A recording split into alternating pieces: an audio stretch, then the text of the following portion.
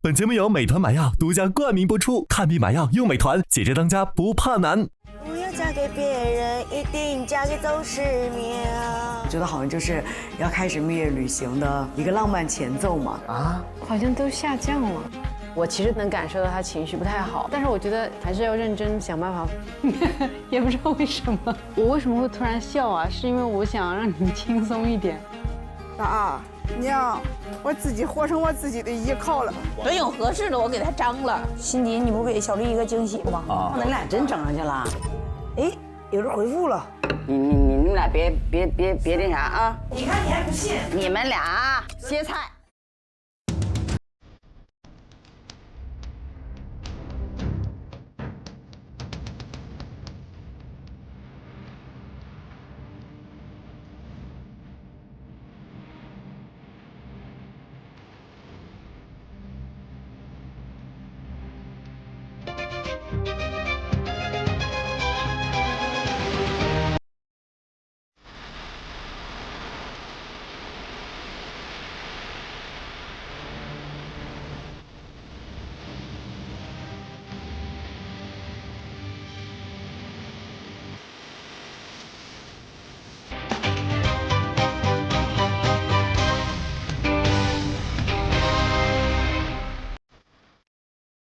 本节目由美团买药独家冠名播出，看病买药用美团，姐姐当家不怕难。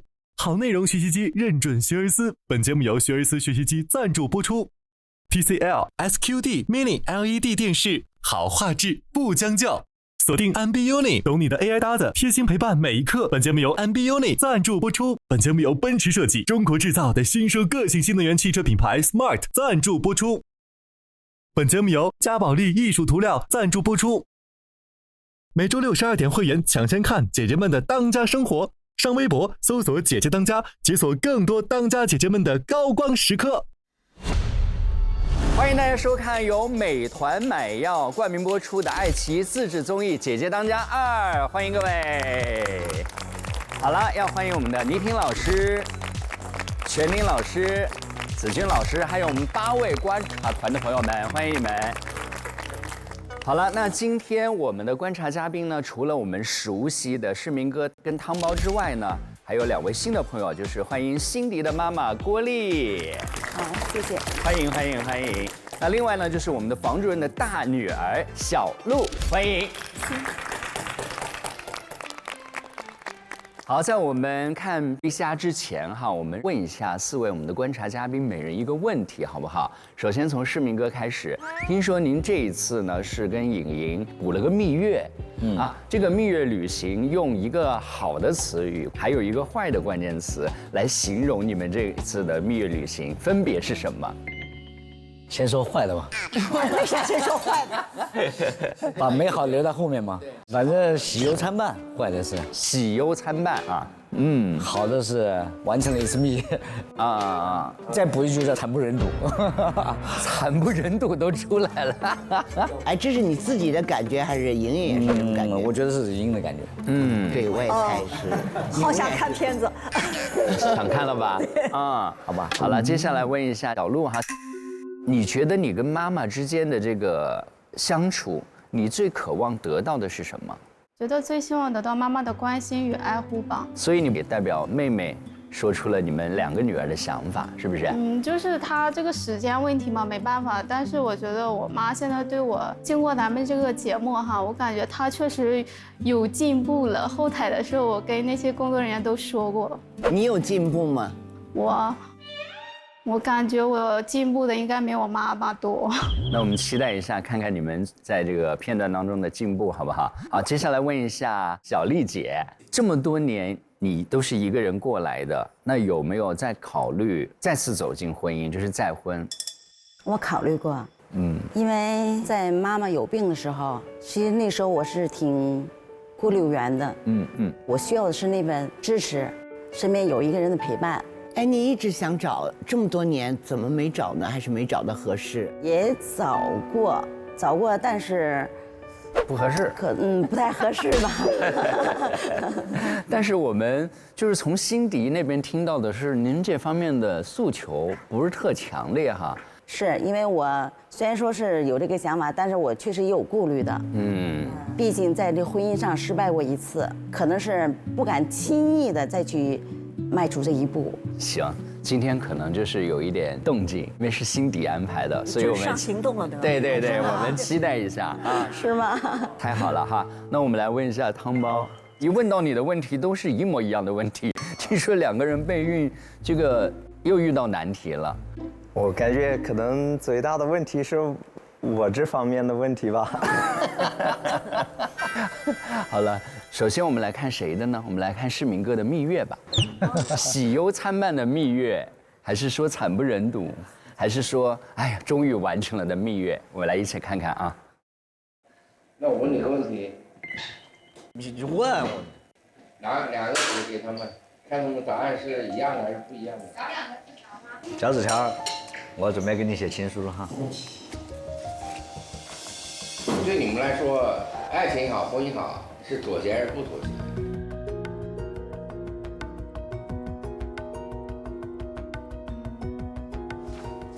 好，你们俩石头剪刀布，说先看。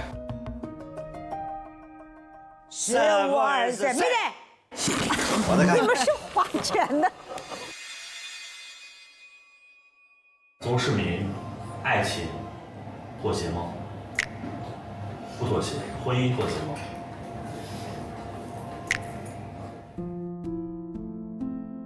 光谈情说爱的时候可以任性，但是婚姻就不能任性了。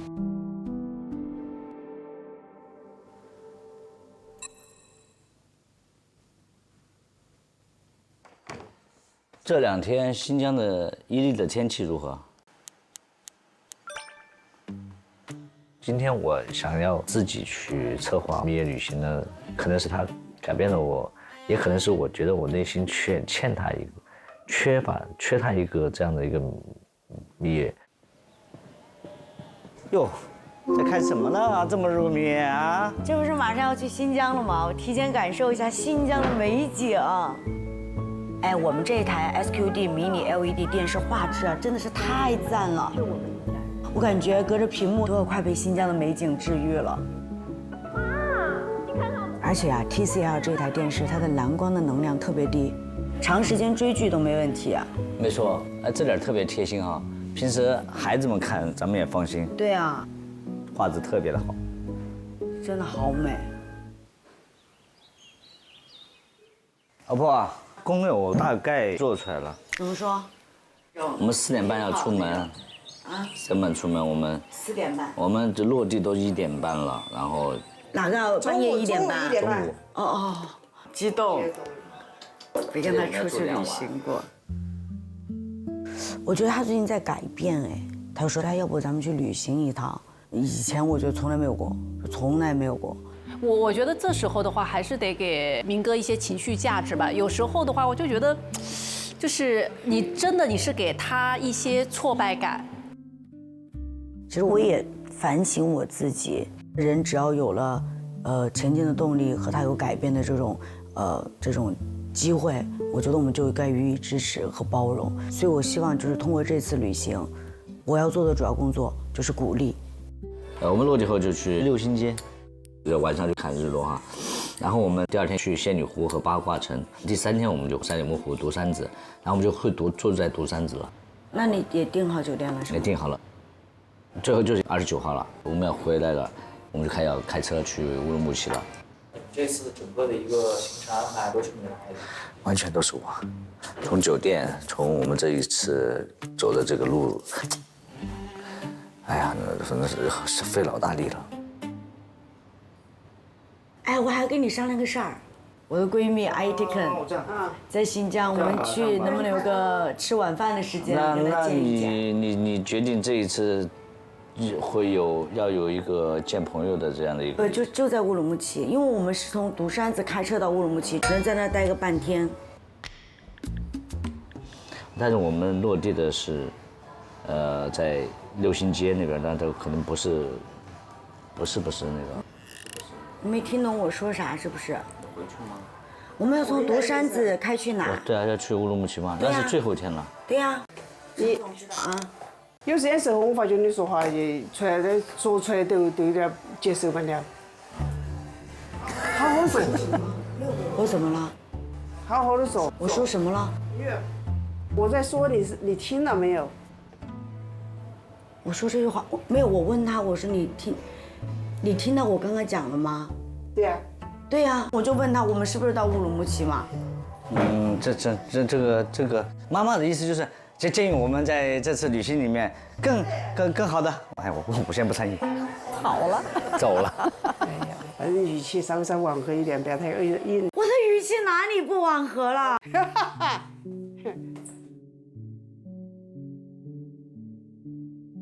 妈妈都关了门了。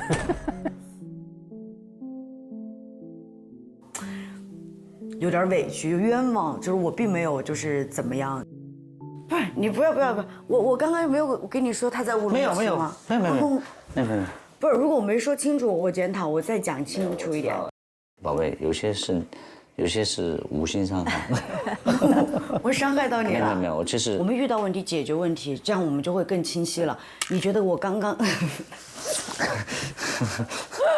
不是这个小事情嘛，我只想问，刚刚你觉得我哪句话说的让你觉得不舒服？没有。如果你觉得有，哎，那我就要去想哪里我要注意。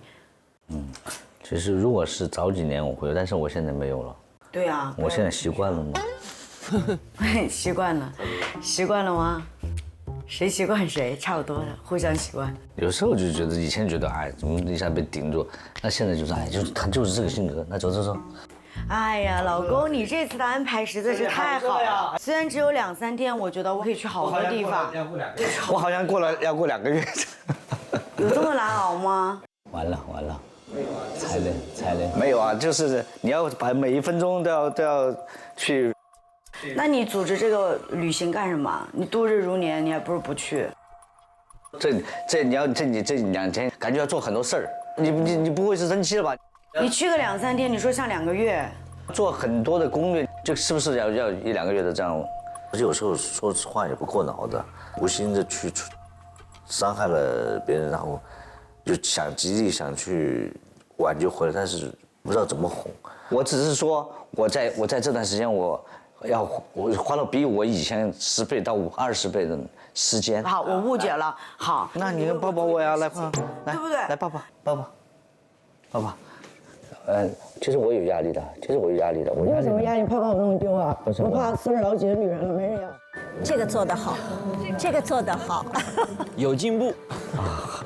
我好像力竭的样子。我看着他要崩溃了，眼泪已经流出来了啊！但是我就没办法，我只有靠近他，我把他抱着，我就先平息他的内心。风景再美，你去跟那个错的人有什么好那个啥的了？那你跟对着对的人，那哪儿都是美的风景。是吧？那对吧？你跟一个错的人，你度日如年的有啥好去了？你说的是有道理啊，跟对的人天天是情人节，对不对？对啊。然后你跟对的人，你哪怕就在院子里面走一走，你像度蜜月是吧？那天我在院子里打扫，不也很开心吗？不是。那就是我们现在不就是你说我遗憾没有去度过蜜月，就是没有出去过吗？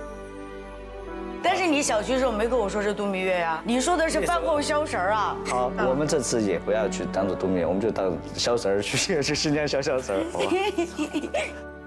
哎呀，2个幼稚的孩子。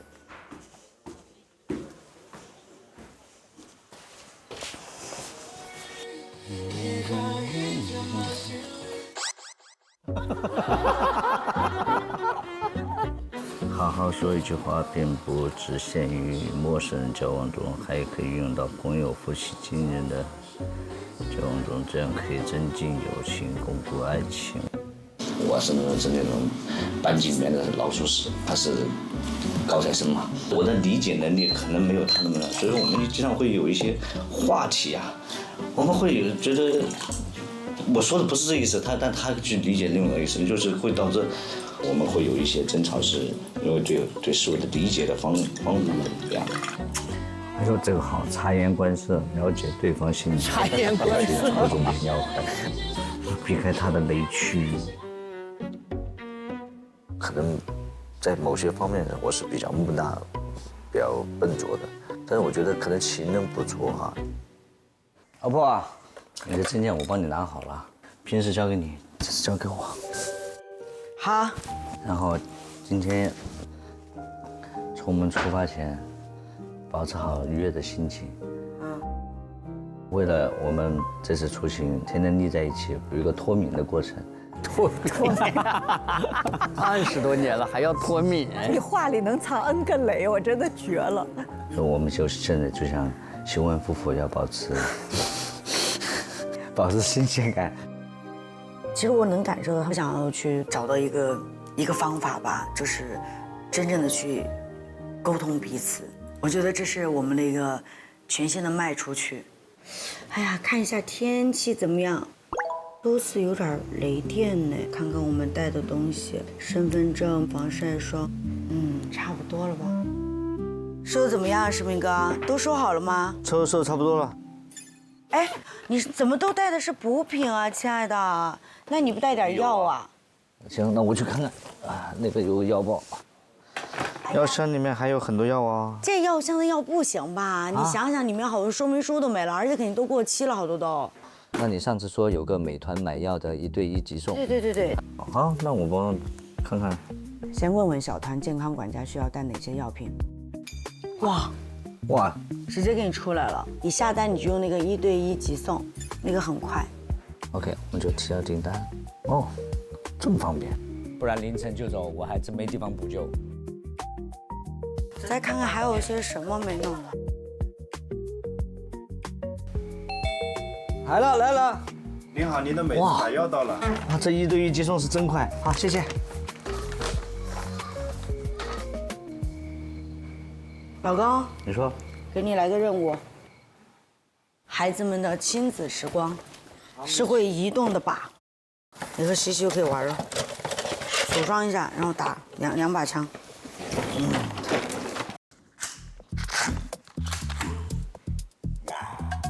你看，这就得爸爸来，爸爸一弄特好。我去收东西了啊。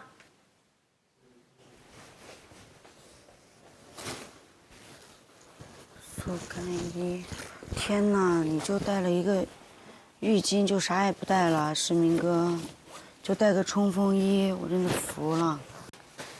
哎呦，这收啥行李？世明哥，你说，你帮我把快递拿上来一下，顺便来收一下衣服呗。啊，那我是先装枪还是？你的衣服还一件没收哎。我收了呀。你收了啥？你放在那，我很快啊。我跟你说，我这边带的运动裤就行了。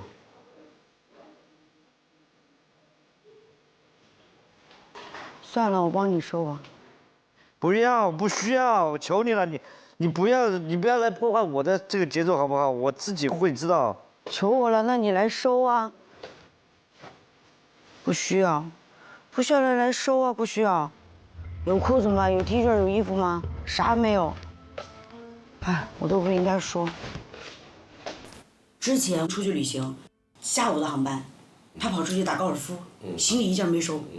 然后打高尔夫打到9个洞的时候，给我发个信息说：“哎呀，我的衣服一件没收，你看着随便帮我拿2件。”然后我就说：“啊，那好，我一个人收了7个行李箱。我们3点钟出发哈，他2点45到家，然后说可以走了，走吧。我说好，走吧。万一他没收，最后我再来收，活还是我的。这种过程我已经体会过很多次了。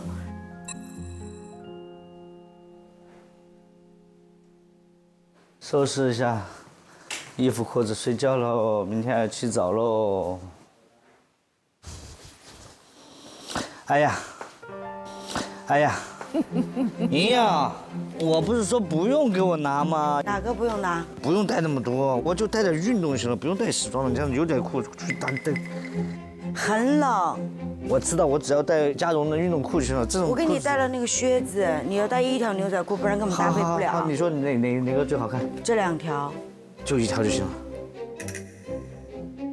我上去以后，我才发现他已经给我全部收好了，有各种颜色的，肯定不适合我去啊，就是不适合我的，不带，不带，不带。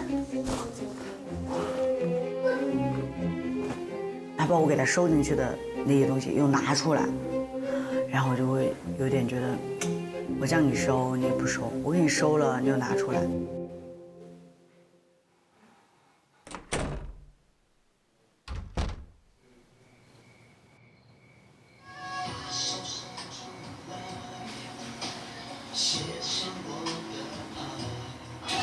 亮，可以听过这个歌吗？哟，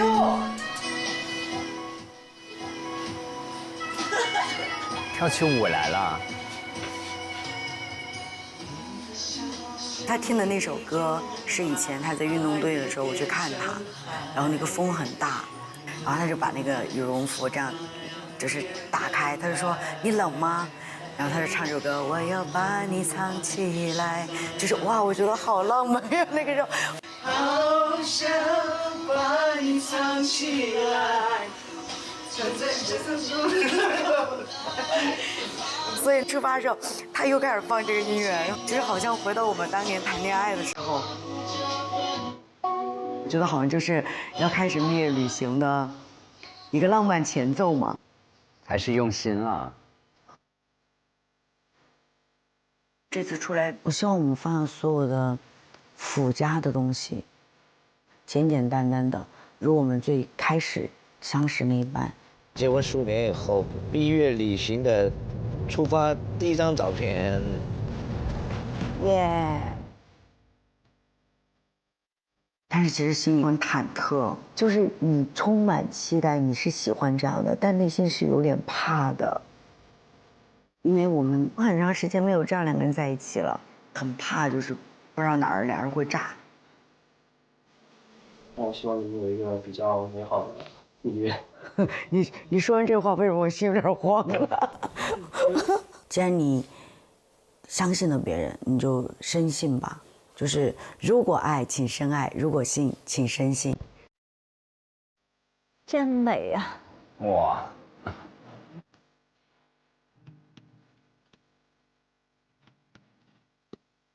哇，你看远方，老公，雪山太美了，非常完了，美，但是我们会去的哈。完了，内心按耐不住了。你好 ，Smart， 播放新疆歌曲啊。不要嫁给别人，一定嫁给都是你啊。我觉得不管怎么样，我们在一起相处几天，我认为这是比较重要的，是一个难得的回忆。我想要这个记忆。哇，好了，这么美啊！来吧，下车了。天哪，好漂亮哟！这个给我吧，我帮你装上。好。哇，太美了！生命干扭头儿，好美啊！这儿都能拍好久的照片打卡，一步一景。我化个妆，我们换个衣服就走。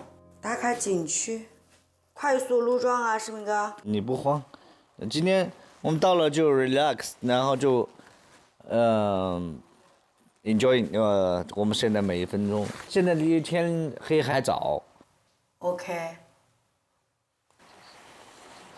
一个人如果他表现得十分完美，那么要不然他演得非常的好，那么要不然他就是曝光的不够多。当然你说孙杨既不会怎么演，又要去曝光，那很多时候自然就被人喷。更何况参加了这个节目，另外几对都是演员呐，你演得过演员吗？第二，还是好的人说，我们不否认孙杨的伟大，我就是替他的老婆不值，别人老婆心甘情愿，你替别人不值什么呀？但是不得不说，老公，你找这地儿太好看了，你真的太有品位了。你这怎么这么厉害？你不出马就算了，一出马，给大家弄得都不会了，以后整不成了都。我跟你说啊，我不是最好的，但是我停，这个话我不允许你说。怎么知道你不是最好的呢？不是第一次亏欠你。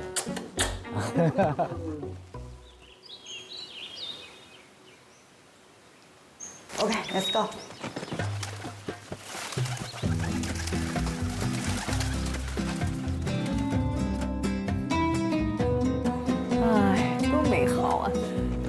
很小嘛。哇，好漂亮哦！我要在这拍照。不怕，这里也拍。哦，这里也可以。是吧？帮我拍一个。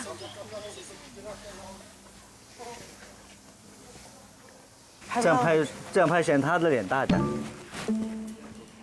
我不喜欢拍照，我也不喜欢去景观啊，去这里就去打卡呀。我想去那个地方拍。3、2。但是他很喜欢，但我照相技术很差。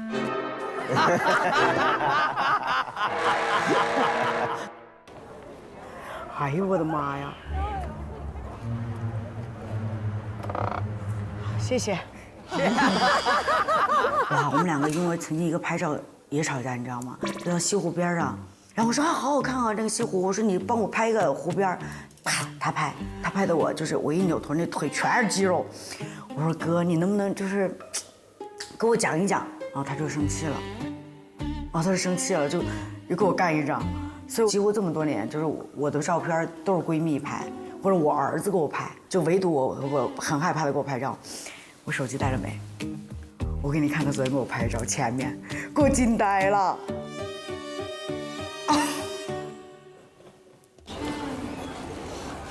好像又拍砸了。拍这种远的景，我们拍点近景。拍点这种不是靠景的，主要是靠人站上去就可以取代一切的，是吧？对。实际上照不住他想要的感觉，然后拍了几次，他有些很多东西你做的不好，或者不被认可的话，宁可就算了，就最后就不想做。哇，大太阳！我们要不找个地回酒店休息休息吧？可以啊，就回去。这太阳顶着，晚上我怕我们就我给你减轻点负担，不用再去看日落，我们可能都已经日不落了，然后都回这摊上了。我们这现在可能还有3个小时，我们能够要不就可以小小的眯一会儿，不然的话，你看我们早上起得太早了。那一刻其实我会有一点点失落，然后我就会觉得说，你要去睡觉，干脆我自己去玩不就？哎呀，不是，我就去什么美拍呀，什么那些去，也不影响你。那你不是把我至于？不是，那你累了呀？不是，你在酒店院子里面拍拍好不好？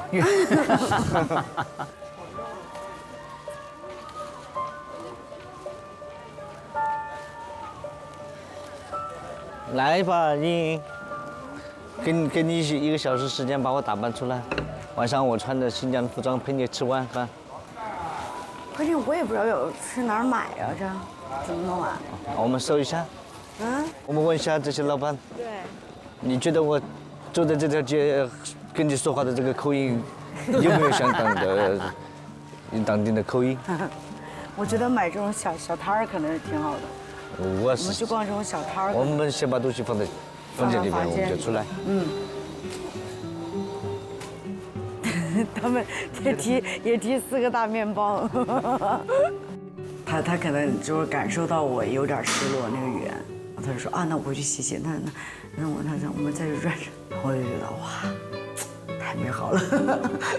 你是不太擅长在你们俩这个相处的关系中去表达你这个，还是说你俩都不擅长？我觉得我俩可能都不是很擅长吧。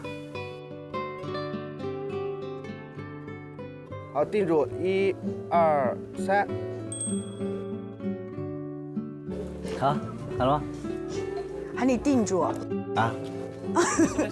定，这就是我们俩之间很长一段时间的相处模式。但是还好，我觉得我们好像从零开始，慢慢的开始感受到对方的需求。拍得好，真好。还没看，特别棒。还没看就开始。一看就是出手不凡。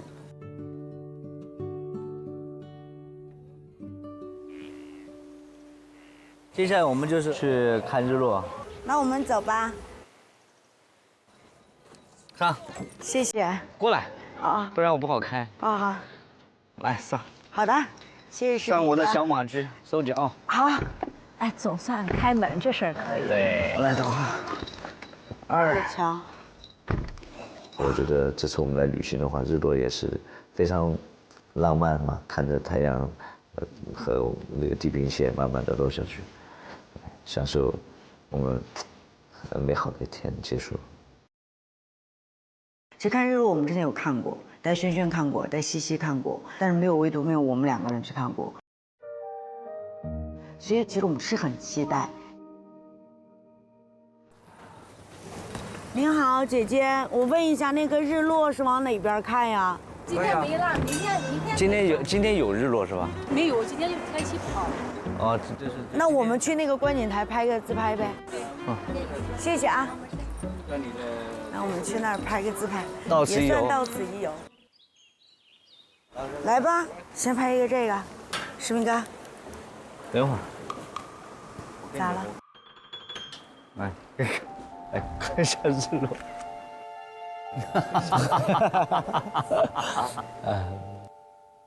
快要落下去了是吧？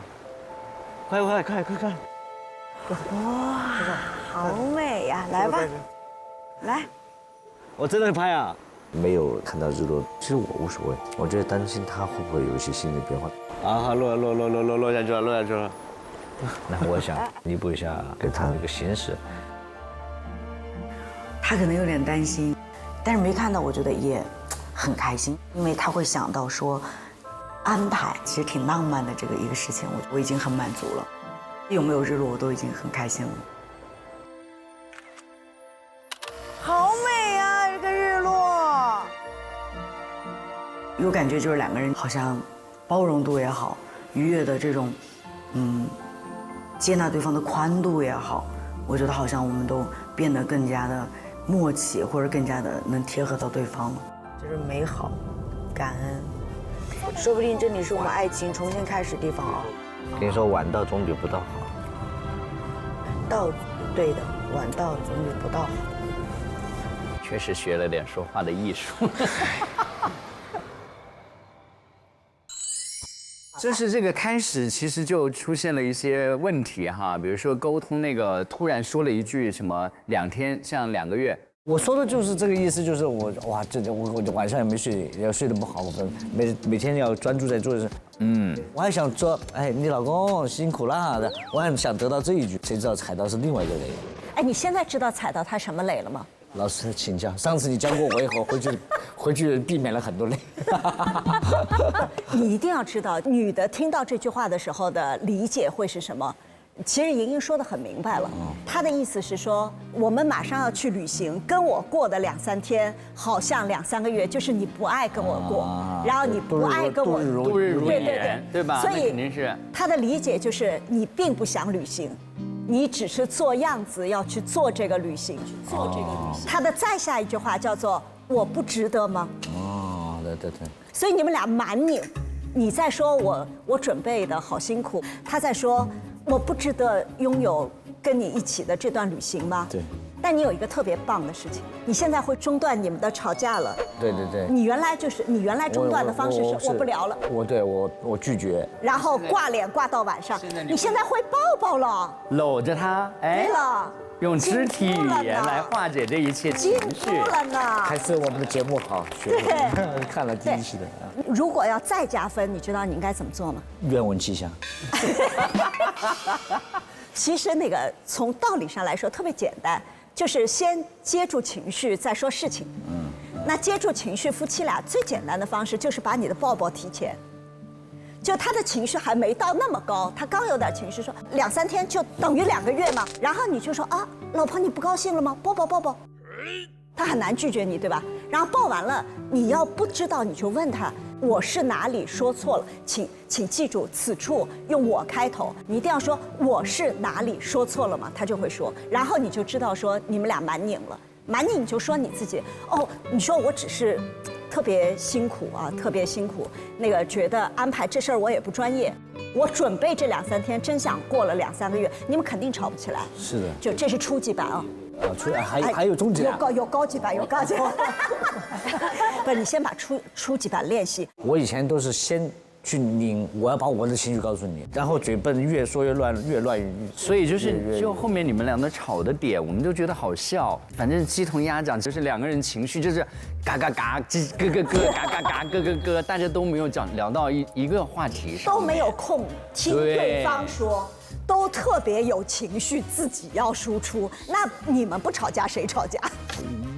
这里边你读的那些书哈，为什么大家都笑了哈？这个都是一个特别，我认为是一个笨的办法，是一个外在的办法。其实还是内心接纳这个老婆，这个老婆要内心接纳这个丈夫，他就是这个样子。对，真的不要去学那个技巧。我不同意那是技巧。我不是说你说的那个，我是说那些书。书我们先放到一边儿哈，因为我觉得这个因果关系你很难讨论，很多人会觉得说两个人只要相爱，然后那个就怎么着都可以，但是怎么着都可以是消磨爱的，他会把爱一点一点的消磨掉，那些所谓的就是比如说先抱抱那些事情本身的底层真的是爱。就我不知道你为什么生气了，但我先接受你的情绪。这个抱我不是反对哈，可以有，而从内心真正解决的问题，你为什么会时不时的就会忽视对方的情感？你走在大街上好好的，你就说累了，回去休息了。真正解决问题的根本，其实你内心有了。男人的不容易，孩子的家庭现在需要我要改变我自己身上的一些问题和毛病，这些感情会下意识在你生活当中具体体现。如果感情没到这个份儿上，你天天让他装模作样的拧巴，跟他说亲爱的给你一枝花，亲爱的我抱抱你，我看邹市明最后也抑郁了，就也很困难。两位老师都说得好，我觉得从真实情感上面做基础，但是做一些技巧来缓和当下的他的情绪，然后再用最厚重的爱去把它包围，这两者都可以并行。我觉得你们两个人都很可爱，就是你们俩现在这种吵闹像18、19岁。可爱之人必有可恨之处。我一点都不觉得你可恨，我反正很看好你们这一对儿。你们这种吵闹吧，就是都不成熟。那我们想问一下观察团的朋友们哈，女生呢想从对方那儿听到好听的话，其实就是一种我们经常说的给我提供情绪价值哈。那提供情绪价值这一点，作为男生来说，是不是觉得很重要？我特别能感受到世明哥很努力的想促进这段夫妻感情，但是他们的沟通模式和情绪模式当中有一些 bug。第一个建议就是，当对方情绪出来的时候，你要先动手后动口。我这职业人动手不动你就别动口了。我指的动手是温柔的。我知道。还有一个就是你们的语言沟通模式当中，你们经常用感叹号，说话的比较生硬。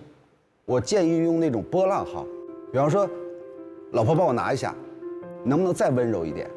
就是你帮我拿一下呗。老婆给我拿一下。夹子音夹接。我觉得这样，第一件事咱书别看了。我觉得世明哥其实在表达上，其实我们比较像的，就是我很难做的那么丰富的表达。大多数男生其实都是这样的，包括刚刚伟嘉哥说，对方需不需要情绪价值？需要，男生也需要，彼此都需要。但是怎么做到我给你情绪价值的时候，我自己不拧巴？我觉得这个可能大家要找一个平衡。我在我们家是属于地位排在扫地机器人之后的。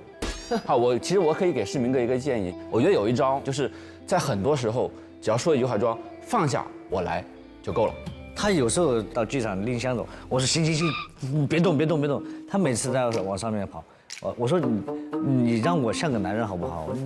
我男人在我身边，你去做这种重家务。你看，其实把你刚刚表达所有文字就放在说放下我来，温柔一点，一个拥抱，剩下的就不用讲了。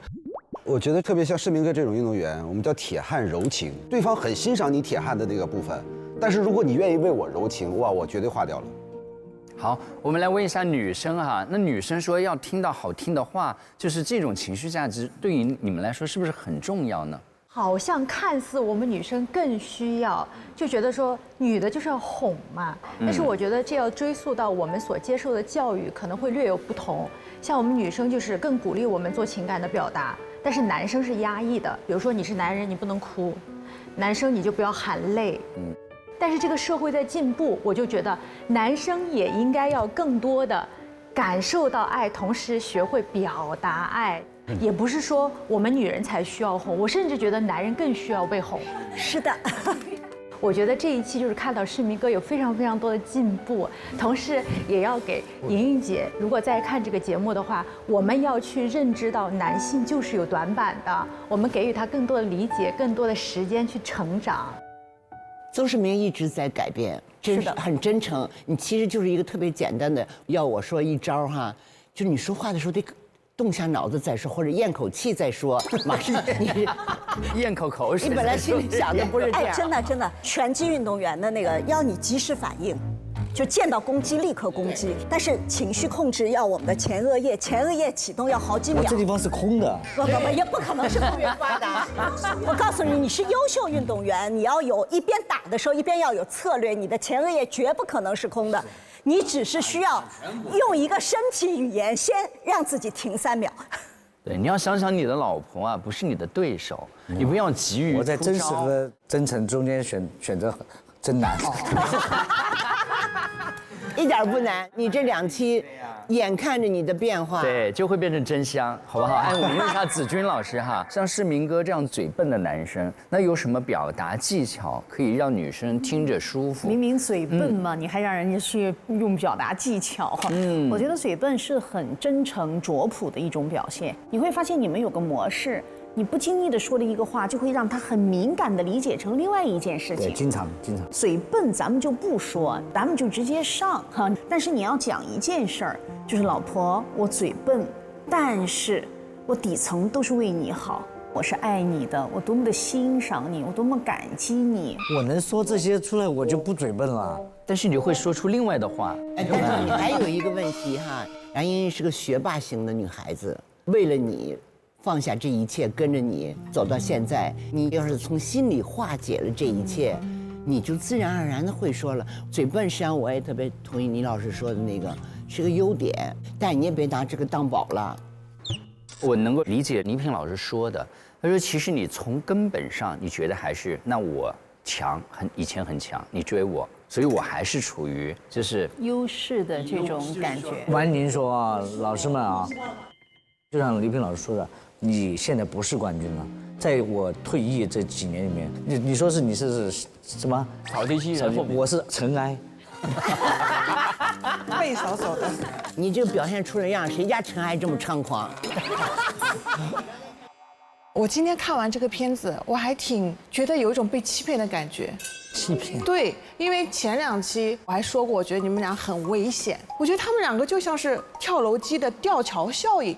就是你说我一句，我说你一句，然后在这个中间源源不断的产生爱情的感觉，感觉还有点甜。哎，对，有点甜。老师，你看早了，可能还有下一句。还不能走快了，感觉。因为现在跳楼机是在高点，下次就往下掉了。哎，他们俩真的就是我们小时候说的猴子脸，2个人说翻就翻，典型的。对，你们俩这样得打到80岁。一直打不散。好，来，我们来看看这段 VCR， 我们可以提供的热聊话题。我想第三个，嘴笨的人吵架多吃亏，所以你会买那么多书，其实是想吵赢他吗？我想避免一些吵架，避免吵架就像倪萍老师说的，你要真正感受到他对你的付出和他的需求是什么。是每次吵架先把3个儿子出生证看一看。好，我们来看看8位投票给哪个话题哈。第一个最多3票，婚姻当中行动跟态度哪个更重要？这个得问倪老师，你觉得行动和态度哪个重要？他们俩是一体的，互相影响。有一个态度就会有个行动，行动也表达态度，但是所有的态度最终落脚点是行动。行动，然后还是要回到态度的。对，其实这里面牵扯到改变最终的落脚点一定是行动，不是态度。但是所以你态度还没想明白的时候，行动先行。好，那同时呢，我们联动了微博，同步发起了即时议题投票活动。打开微博搜索“姐姐当家2全民观察团”的活动，就可以跟我们一起投票，尽情表达你对议题的态度。那上微博一起当家一起聊。好了，接下来我们来看看第2段，我们的房主任的。